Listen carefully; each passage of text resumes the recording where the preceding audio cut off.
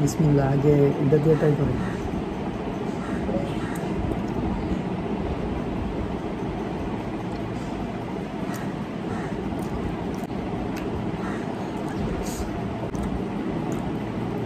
তুমি একটা খাও, জালটা দিয়ে খাও না। টকটা দিয়ে টকটা দিয়ে কেমন লাগে? মাংসটা খুবই নরম, সফট।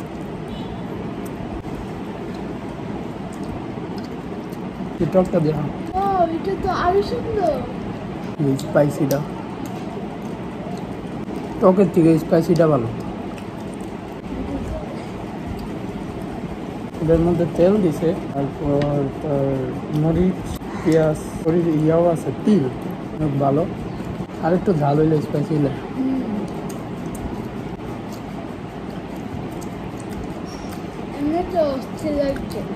এর সাথে তোর শুক্কা মরিচটা দিলে জমে গেল। প্যাকেট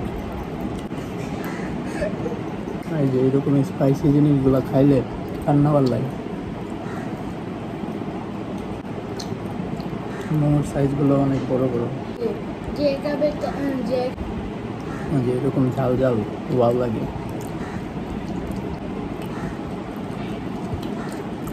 নো টেনশন, অনেকগুলো বানানো হয়েছে।